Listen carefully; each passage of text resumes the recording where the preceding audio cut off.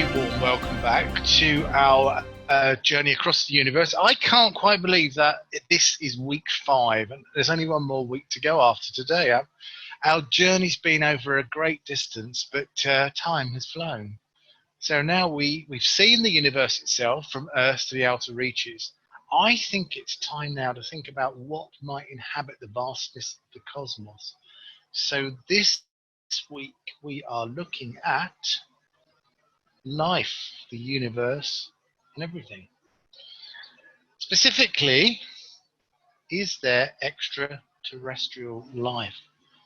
Where would it be? What would it look like? Will we ever meet an ET? In other words, is there life beyond Earth? Now, to answer these questions, I think where we really need to start is, what exactly do we mean by life?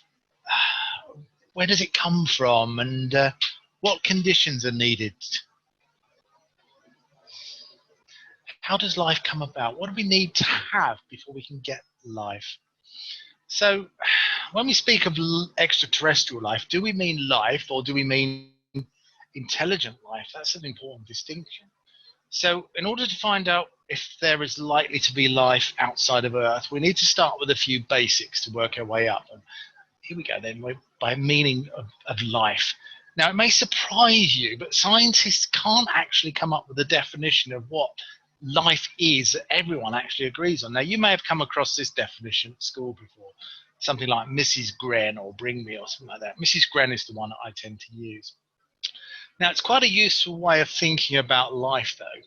So we're going to use that as our starting point, but you must be aware that some things that exist do not have all of these, but could still be considered as life. But what are the things that indicate something is alive? Well, Mrs. Gren is a mnemonic. It stands for movement, respiration, sensitivity, growth, reproduction, excretion, and nutrition. But what do all of these mean? Well, let's take movement, for example. Now, although organisms are pretty much immobile, they will always have some level of self-powered movement. Obviously, some organisms are very good at moving, but then again, plants don't really go very far, do they? Well, some of them do, but that's a long story. Now, it could be their entire body, or it could be particular body parts, but there is some way that they move. Now, movement is evolutionarily important for organisms because it improves the chances of catching food or avoiding capture, or both. And that's for predators and prey. Now, organisms that aren't able to move freely will usually have strong defenses against predation or prolific reproduction. Now, respiration. Now, respiration is the conversion of energy from carbohydrates and fats, the food you eat, into energy, and that can be used by cells. Now, multicellular organisms, that's animals and things like that, respiration is built around the breakdown of sugars with the use of oxygen, and that produces carbon dioxide as a byproduct. Now, some microorganisms, that's very small life forms, in areas where there's not much oxygen, use other molecules such as nitrates, that's nitrogen-based, and iron to help break down the sugars. But sensitivity, what does that mean? That doesn't mean you get upset very easily. Sensitivity really refers to the way organisms respond to their environment. Now, all organisms are able to sense changes in their environment and respond accordingly. For example, barnacles will close their shells during low tide. That's to prevent themselves from drying out. A squid will release ink when it feels threatened, and deer run away when they're startled by a noise. So that is what we mean by sensitivity. They can react to the environment. Growth, well, that kind of speaks for itself. Growth is it's an irreversible change in mass. Yep. It's possible because of respiration, and it's the respiration that provides the excess energy for organisms to grow. Excess energy can be used for the production of new cells and tissue, which inevitably leads to the growth, the physical increase of a individual.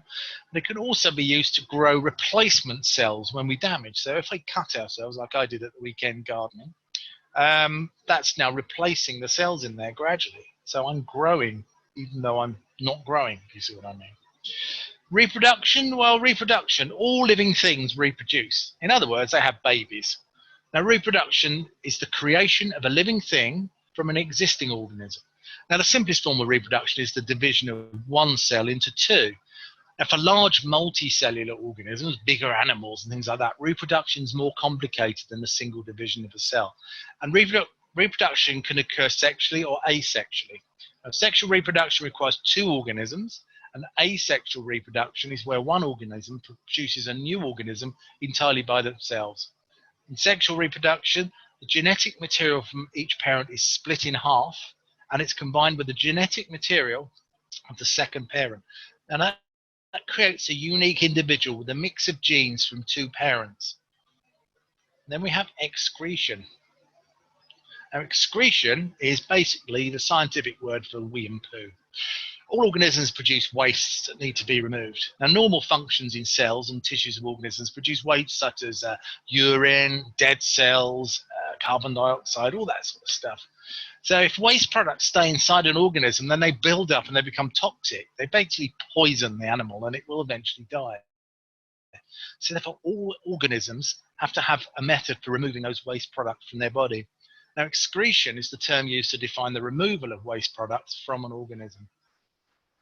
Of course, no organism can grow or do anything unless it has food. So the N stands for nutrition. That's the final component of Mrs. Gren. So in order for organisms to survive, they require food for energy and nutrients.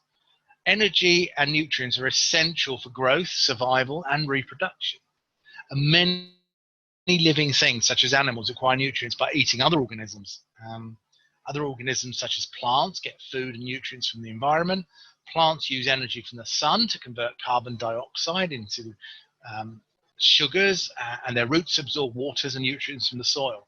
Interestingly, plants' excretion includes oxygen gas, which is vital to animals. So not all excretion is necessarily a bad thing. In fact, all excretion usually returns something back to the environment, which is why we put manure on rhubarb. I prefer custard myself, but there you go. Now, sometimes you may also see it as Mrs. Seagren. But what's the C for?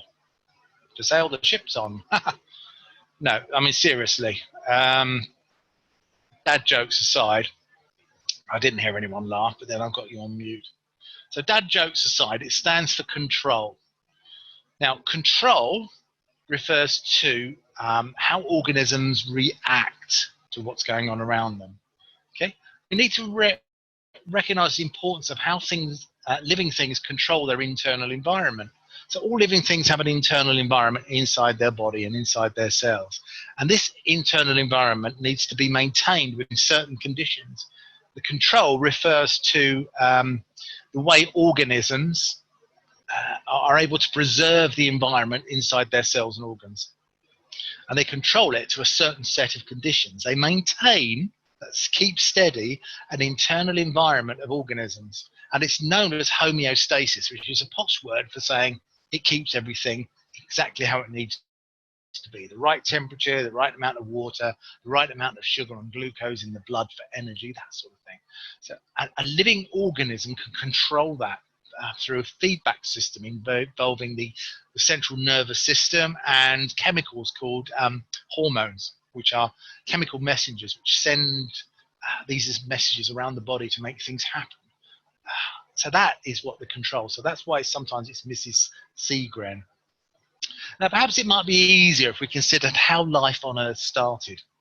So how did life arise on Earth? Where did it start on Earth? Now, the proper name for the start of life is abiogenesis. Now, we don't really know exactly how it started, but there are some interesting theories about it. As we already found out, the Earth is about 4.5 billion years old, and for much of that history, it's been home to life in one weird form or another. Indeed, some scientists think life appeared the moment our planet's environment was stable enough to support it. Now, the earliest evidence for life on Earth comes from this on the screen. It's a picture of some fossils of bacteria. They're about 3.7 billion years old. But even these bacteria, which are still around today, are already biologically complex. They have cell walls protecting their protein-producing DNA. So scientists think life must have become much earlier. In fact, there are hints of life in even more primeval rocks. 4.1 billion-year-old zircons, a type of rock, in Western Australia contain high amounts of a form of carbon typically used in the biological process. It's the carbon in them that almost certainly has been processed by some living form. It's gone in and come out again, and we can tell that because of the type of carbon it is. But despite knowing approximately when the first life first appeared on Earth, scientists are still far from answering how it happened. Now, many theories of the origin in life have been proposed, but since it's hard to prove or disprove them, no fully accepted theory exists. The answer to this question would not only fill one of the largest gaps in scientists' understanding of nature, but would also have important implications for the likelihood of finding life elsewhere in the universe. Now, today there are several competing theories for how life arose on Earth. Some question whether it began on Earth at all, asserting instead that it came from a distant world or the heart of a fallen comet or asteroid. Now, that doesn't really answer the question, where did life come from? Only where did life come from on Earth? It still had to originate somewhere. So I don't really like that, as it's not really an answer. It's just pushing the answer back somewhere else. Some even say that life may have arisen here more than once. So what are some of the theories? Well, another possibility, inspired by work in astronomy and physics, is all down to how big the universe actually is.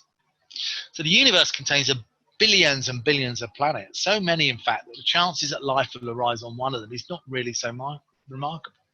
But maybe though actually started with molecules that were smaller and less complex than the RNA and DNA which we find in all life today.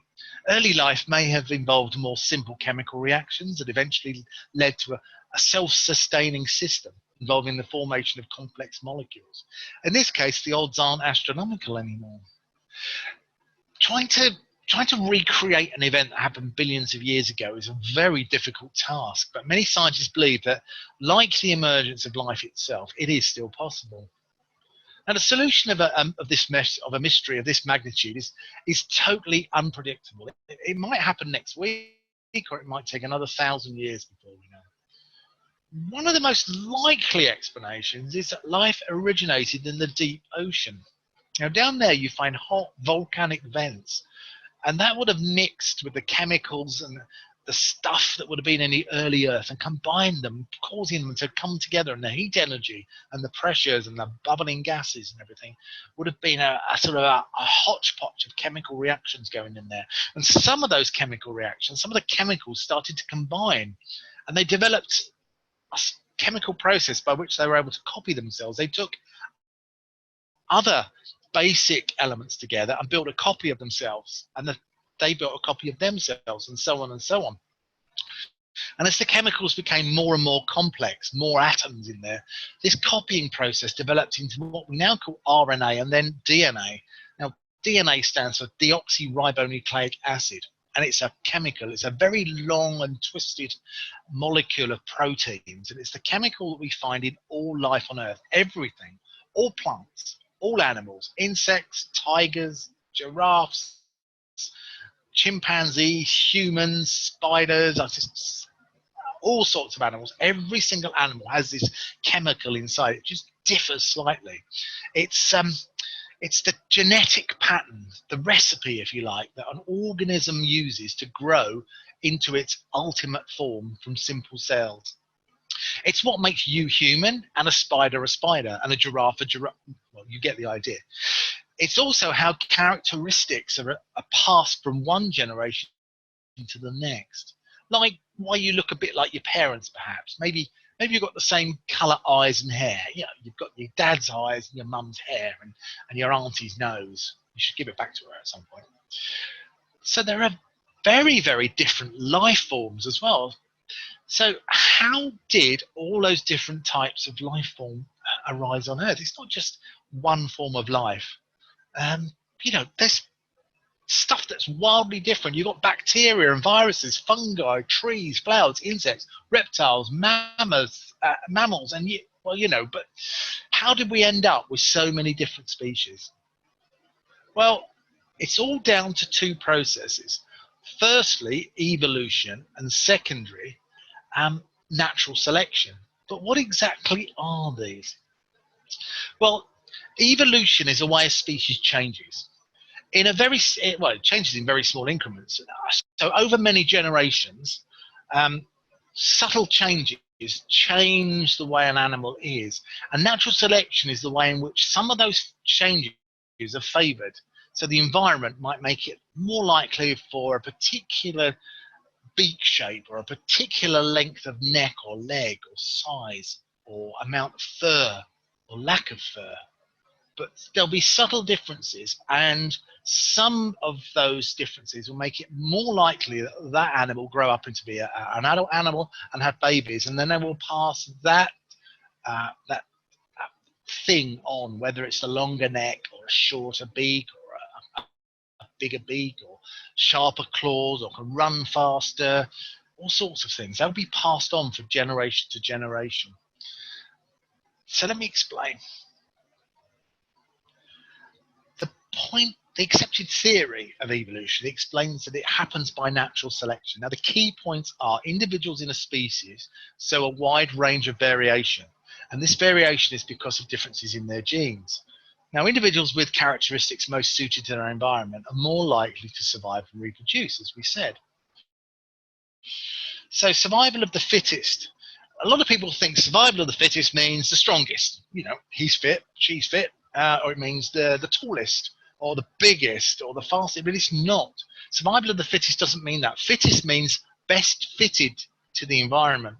So it's not the strongest, as Darwin said in 1809, it's not the strongest of that species that survives, nor the most intelligent, but the one most responsive to change. Now, this is commonly known, as I say, as survival of the fittest. The genes that allow these individuals to be successful within their environment are passed on to their offspring, which results in these specific genes becoming more common.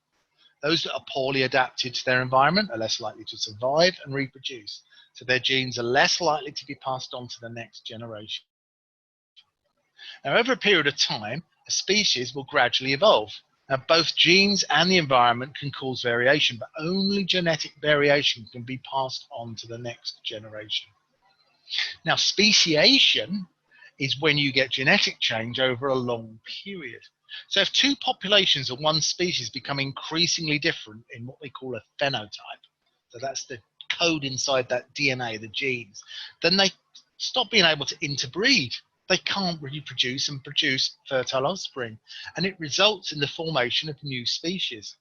Now, as we can see in there, that's pretty much the same sort of bird. They're all finches, but those finches have developed different beaks because where they are living, where they used to live in one place, they got separated, and on one island, say they went to 3 different islands. On one island, there were lots of insects, and that was it. So they ate insects. So those with the beaks that were best for getting into the wood to get those insects out, the ones that were able to grow up and have babies. So they passed on ever better beaks for getting insects. Now, those that perhaps needed to chip away at bark to get the insects inside, then they will get stronger and stronger beaks by the same process. Those with the best beaks for getting into the wood would survive. So the beaks became heavier, sort of hammery type things. And on the 3rd island, let's say that there weren't many insects, but there were lots of seeds and nuts, but they had hard cases. So the birds with the bigger, stronger beaks that could crack those cases to get the proteins and the goodness inside the nuts out, they were more likely to survive. So after several generations, several hundred generations, we then end up with 3 very different types of finch, all slightly different too, but quite like in many ways the original ancestor finch. We say that they had a common ancestor, and eventually these birds become completely different species. It takes a long time, but that's how it works. Now, the truth is, all life is actually related. Humans and bonobos, chimpanzees, share a common ancestor way back in time. At some point, the species then developed into 2 different ways. One ended up as chimpanzee, the other as human, but they still share about 99% of the same genes, the same DNA code. Now, further back up the tree of life, and all apes are related through an ancestor. Keep going back and we find all mammals will share a common ancestor. Even further back than that, and the tree gets closer and closer, back far enough, and all life can be traced back to that original first life molecule that started with all life. So why is Earth such a fertile place? Well, to put it simply, the conditions for life here are ideal. There are two things on Earth that make life as we know it possible. These are water and oxygen. Luckily, on Earth, there are plenty of both of these. Then, in addition to the right ingredients, the Earth is also in exactly the right place. As you know, the sun is the source of pretty much all of the energy on Earth. If you recall from our previous lessons on the solar system, the planets near the sun, such as Mercury and Venus, are so hot, they're just inhospitable to life. It can't exist there. Organisms would just burn up and die. And the outer planets are too cold and the environment too dangerous for life. Remember the sulfuric acid rain and the fact that the giant planets are mainly gas? Well, there's a region around a star where it is neither too hot nor too cold for life. It's called the Goldilocks zone. After the story where the porridge she ate was neither too hot nor too cold. Now, who says scientists have no sense of humour? So let's start locally. Mars. There's another planet in the Goldilocks system, Mars. Now, Mars may have life on it. There are certainly the right conditions for simple life, and there may very well be bacteria under the surface, but there are no Martians about to be discovered. There's also water there, albeit frozen under the poles, and the atmosphere is mostly CO2, which is needed for plant life. And when we go there in the future, we may use this fact to grow plants and develop the atmosphere. I mean, it's not inconceivable that humans could one day colonize Mars. Well, that seems to be it then for life out there. Mars, the only other planet that could sustain life, doesn't. Now that's sad. Except the solar system is not the only place you can find planets. Let me introduce you to exoplanets. What's an exoplanet? Well, basically an exoplanet is a planet that exists outside our own solar system. Now, I know what you want to know right now. Have we found one yet? Well, yes, but not just one. So far, we have found, and this is just a selection, 4,154 of them. And all of these are in a tiny part of our galaxy, just this area here. Now, you'll recall that how many stars there are in our galaxy. Some are up to about 400 billion stars. And you'll also remember that there are around 2 trillion galaxies in the universe. So if we found over 4,000 in 1/100th of the galaxy, then there will literally be billions of planets out there. Put it another way, scientists estimate that there are about 1,000 trillion stars in the Milky Way galaxy, which is one of about 1,000 trillion galaxies. It's 1,000 trillion galaxies. So although these rough estimates, using these numbers, we might imagine there are a lot of stars. In fact, the number's so large, we usually write it in a special way. It's 1 heptillion, that's 1 with 24 noughts after it. So rather than write all the noughts out all the time, we write it like this. 1 times 10 to the 24. So 1 with 10 to the 24. That's 1 with 24 zeros after it. It's a heptillion, as I say. And a heptillion is a trillion, or a million. That's a lot of stars. So that's how many stars there are. So now we are going to play a bit of a numbers game. So let's think we've got that many stars to start with. Let's assume that only 1 in every 100 stars have anything like a planet around them. That means there are that many stars in the universe that have planets orbiting around them. That's still a lot of stars. That's only 1% of the stars in the universe. Now, let's say 1 in 100 again, 1% of those have a planet like Earth around them, planet capable of sustaining life. Oops. So that is still an awful lot of Earths that are out there. So that is how many Earths there probably are in the universe based on this assumption. That's still a lot of planets. Okay, that's fine. But not all of those are going to have life on. So let's see if we have another 1/100th, another 1% of those have life on. That still leaves that many planets in the universe with life of some sort on there. Okay, that's just life. That could be bacteria. We're not interested in traveling halfway across the galaxy, right across the other side of the universe, just to find a lump of goo. Okay, we're looking for intelligent life, remember. So let's say only 1 in 100 of those have intelligent life on. What do you mean by intelligent life? Well, you know, they've got TV, computers, the internet, jelly babies. That means that in the known universe, there will be that many planets with intelligent life on there. That's someone that we could go and they've discovered science. They have schools. They have medicine. They have energy that they can manipulate, like electricity. They've discovered the atom. Now that is dangerous. So there are that many planets in the universe on this assumption. And remember, we are 1/10 of we're 1/100th of 100th of 100th of 100th of the original starting figure, and we've still got that many planets with intelligent life on. But intelligent life is no good to us if they can't go anywhere. So let's assume that another 1 in 100 of those have discovered some kind of interstellar travel. That means that there are that many planets out there. 100, let's have a look at what that is. That's 1,000, a million, a billion, a trillion.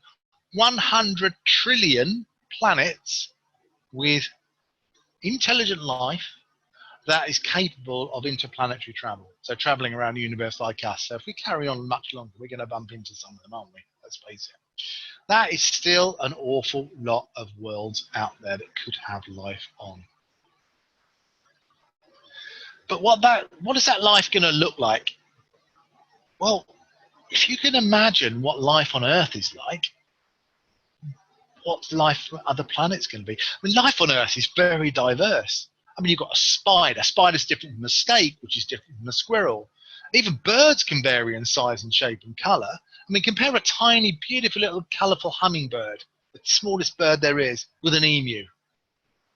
Or a mouse with a bat, which is like a mouse with wings, isn't it, a bat? In fact, in German, the German for bat is Fledermaus, which means flying mouse. Or a chimpanzee with a bonobo, our nearest cousins, the bonobos. Now, they're all different, yet they're all related. Well, any life in the universe that has evolved will be subject to the effects of environment as that they live in. I mean, things like our old friend gravity, for example, that's going to be a factor. Life forms that developed in a high gravity environment are going to need strong muscles and skeletons to withstand the forces involved. Those in a low gravity planet would not need such a strong physiology. As you can see here, the life forms on the left, where there's low gravity, and the ones on the right where there is high gravity. That would have a much different effect than it would perhaps something like the food that's available, because you can look, the animals on the left where it's low gravity are able to grow tall and be thin. The ones on the left need to be short, squat and fat to resist those pressures from the gravitational forces involved. Now, even stranger will be the chemicals available.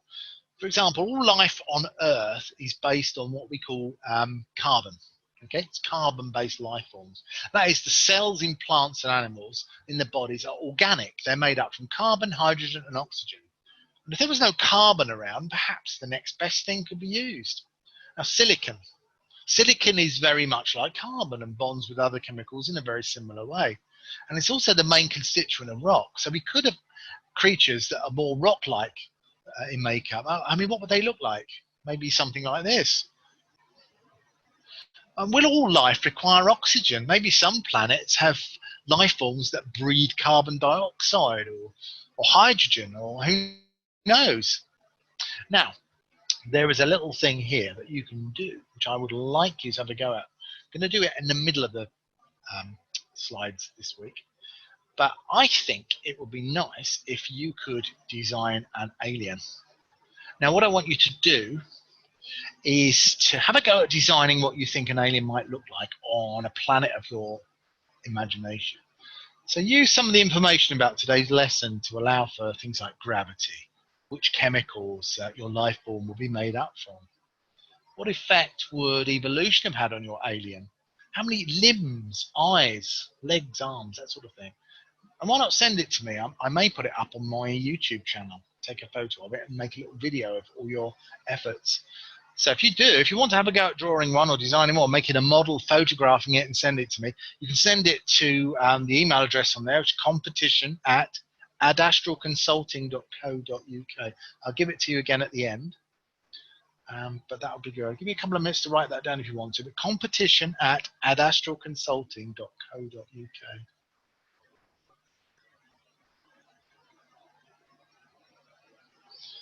Okay, so intelligent life then. We want to meet intelligent life, really, don't we? If we went all the way across the galaxy and spent years of our lives, decades, lots of money and technology to get there, and we found a planet that was inhabited by bacteria, it'd be interesting, it'd be fascinating. We'd know that there's life out there. It'd be great. But it wouldn't be much fun. We couldn't do much with it, could we? You couldn't exactly discuss the meaning of life or exchange scientific ideas with a plate full of agar jelly with some goo on it. Having said that, some of my best friends are goo. The truth of the matter is that although there are almost certainly planets with life on them, and intelligent life at that, these will be spread out over vast distances in space and time. Now, the universe is billions of years old, and humans have been around for just a few years. Civilizations come and civilizations go. Now, here's a useful thing that you can look at. That is called the cosmic calendar. Now, the universe has been around, as I say, for about 13.7 billion years. But what we can do is we can say, let's compress that 13, nearly 14 billion years into a year. Okay, a bit like a map takes, the whole country and puts it onto a bit of paper so you can see it. So you can see, oh, that's the whole of the British Isles. It's just crunched down to make it more understandable. So we do that with time. And let's say that the universe started at midnight on the 1st of January and finished on the 31st of December. Okay, so put that into perspective. It started at midnight on January the 1st.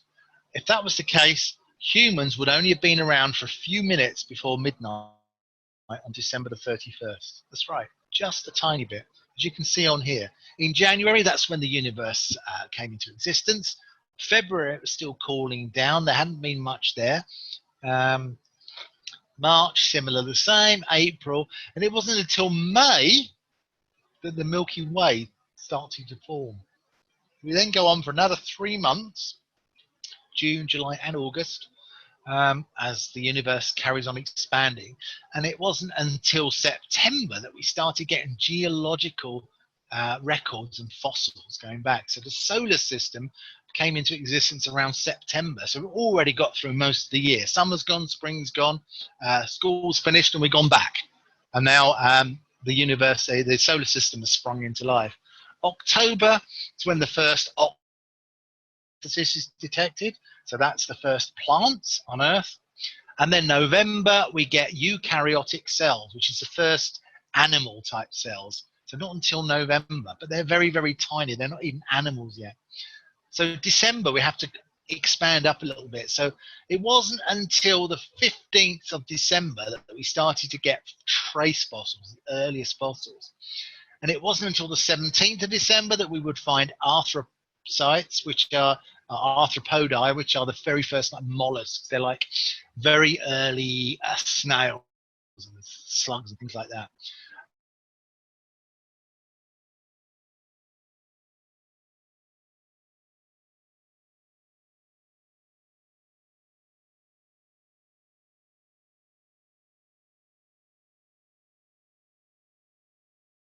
Insects didn't appear until the 21st.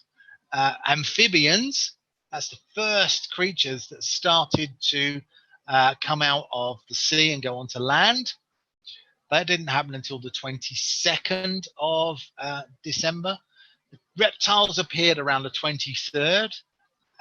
On Christmas Eve, there was still only one massive continent on Earth. It hadn't split up into Europe and Asia and Antarctica and all the others.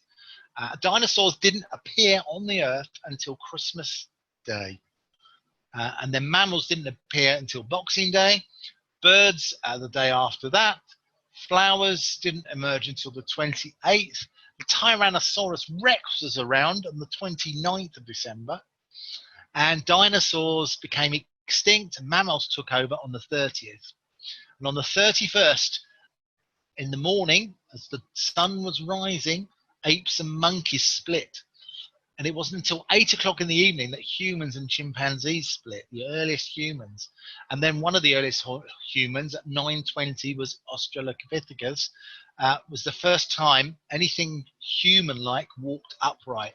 And about 10:30 at night, that's when human brains started to begin tripling in size as they became more and more adept and clever at doing things. Modern humans didn't evolve in Africa until 11:52, 8 minutes before the end of the year. And humans migrated over the globe. So the great expansion from Africa, where all humans spread across the entire globe, didn't happen until about a minute before midnight. And everything that we know, from cave paintings right the way through the Egyptians, permanent settlements, Columbus coming to America, the birth of Jesus, the Old Testament, Columbus arriving in America, as I say, World War II. World War II happened at about 0.210, so 0.2, 2/10 of a second ago. That is how little humans have actually inhabited the entire universe. I mean, that's just a blink of the eye in cosmological terms. Civilizations could come and go many, many times over before humans were even here. And let's face it, what if humans have done to the Earth in the last 100 years or so is anything to go by? The chances of civilization lasting for any length of time must be actually pretty slim. I mean, wars, famines, viruses, meteorite strikes, you name it. The chances of civilization are all long gone, or they won't last very long. Well, that's a bit depressing, isn't it? But let's imagine there are lots of civilizations out there right now. So when are the neighbours going to come to visit us? When are we likely to meet them and see if they do look like Mr. Spock or Daleks? I hope not Daleks. Or Alf or the Martian there from Bugs Bunny. Well, there are some problems to overcome. Now, to start with, the vast distances involved. The closest stars to Earth are 3 stars in the Alpha Centauri system. There's Alpha Centauri. Okay, they're the closest stars. Let's assume that around one of those stars or other stars in the Alpha Centauri system, there are some of those planets with civilized advanced life on, and they're around now. Okay, fantastic. Let's go there, shall we? Well, the 2 main stars of Alpha Centauri A and Alpha Centauri B, I think physicists ran out of imagination when they named those ones. They form what's known as a binary pair. They're going around each other. Now, they are 4.3 light years from Earth. Now, that means if you traveled at the speed of light, it would take over 4 years to get there. Okay, no problem. Fortunately, the fastest spaceship we have at present at the moment travels at an amazing 153,454 miles an hour. That's fast. So how long would it take us to get to Alpha Centauri? Well, it will take us, are you ready for this? 450 trillion years. Not exactly a day trip, is it? So we're going to need a shortcut. We're going to need some kind of special ship. So to travel across such vast distances, we're going to have to bypass space and time itself. We've got to go beyond Newton, transcend Einstein, and look to a whole new physics, and one that allows us to manipulate the universe itself. And therein lies a whole set of new problems. Now, for a start, time isn't universal. Now, we've seen the light from distant stars takes millions of years to reach us. The universe we see as we gaze out is not the universe we live in. It's not the universe that it is right now. We're looking back at the universe, we're looking back in time. Now, the sun is about 8.5 minutes into the past. It takes the sunlight 8.5 minutes to get to us. So we're looking at the sun as it was nearly 10 minutes ago. It's in the past. Now, Alpha Centauri is, as I said, 4 years and 3 months ago. So we're looking at Alpha Centauri, and we're not seeing it as it is today. We're seeing it as it was nearly 4.5 years ago. The light from that star left 4.5 years ago. Now, there are stars out there where the light you're looking at today, or tonight when you go out, actually left the star before you were born. Some of them before Shakespeare was born. Some of the light that got here left the star before the dinosaurs were even here. And even further back, there are stars, the light of which is reaching us today from the very Big Bang itself. Remember, we talked about cosmic microwave background radiation. There's light and electromagnetic radiation hitting the Earth today that has taken the entire length of the universe, the time it's been in existence, to reach us. Okay, so let us go back, and I'm going to just give you that address again. So if you didn't make a note of it before, design an alien. Okay, so what I want you to do is to think about the planets that you've got. Come up with an idea. What's the planet going to be like? Is it going to be hot, cold? Is it going to be very Earth-like? Is it going to be a desert planet? Maybe it's a planet that's nearly all water. There's not much land. Maybe there's a lot of land and not much water. What else could it be? High gravity, low gravity, the same gravity as Earth? Is it going to have an atmosphere of oxygen and carbon dioxide, or another gas? Is it going to be, is there going to be carbon there? Are we looking at a silicon-based life form? So try and think about what the animal's made from and how it might react to the environment. Now think about other things. Where's the food stuff? Is it high up? Do we need to have animals or life forms that have evolved very long necks like giraffes? Is it somewhere where they have to climb around a lot? So would they have lots, maybe 8 legs or 16 legs or 32 legs? I don't know. Is it going to have a big head with a big brain because it's developed intelligence, or is it going to be small? Are they going to be very strong aliens, you know, sort of physical, like great big gorilla type aliens, or maybe tiny little mammal aliens, you know, something like a little, almost like a little cuddly toy, but intelligent? Is it going to have fingers, or would it be better where it was to develop claws, or maybe feelers? Is it going to be, I don't know, is it going to be very colorful? Is it going to be very one color?